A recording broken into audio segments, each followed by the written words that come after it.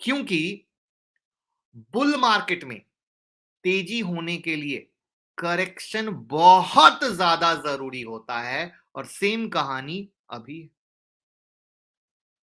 कहानी अभी है।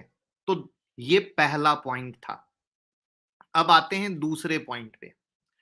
कभी भी पैनिक में बाय ना करें।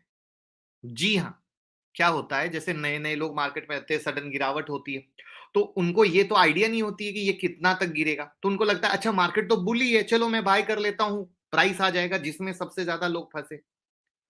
तो प्लीज क्विकली जंप करके बाय ना करें, बल्कि गिरावट को सेटल होने दें, मार्केट को स्टेबल होने दें, मार्केट की वॉलेटिलिटी को कम होने दें, और उसके बाद सस्ते वैल्यूएशन वाले स्टॉक पर फोकस कीजिए और फिर उसको बाय कीजिए।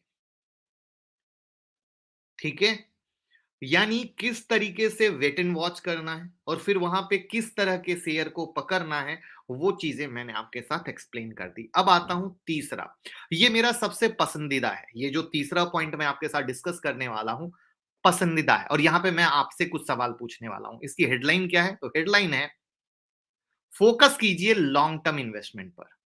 फोकस कीजिए लॉन्ग टर्म इन्वेस्टमेंट पर। अब यहां पर जब मार्केट गिरता है तो तीन सवाल दिमाग में आते हैं। पहला, क्या स्टॉक मार्केट जीरो हो जाएगा?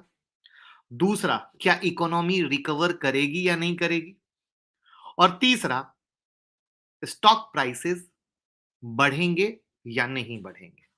तो मैं ये तीनों ही सवाल आपसे पूछता हूं कि क्या स्टॉक मार्केट जीरो हो जाएगा, क्या इकोनॉमी रिकवर नहीं करेगी, क्या स्टॉक प्राइसेस नहीं बढ़ेंगे? तो आप क्या बोलोगे? आपका क्या जवाब होगा?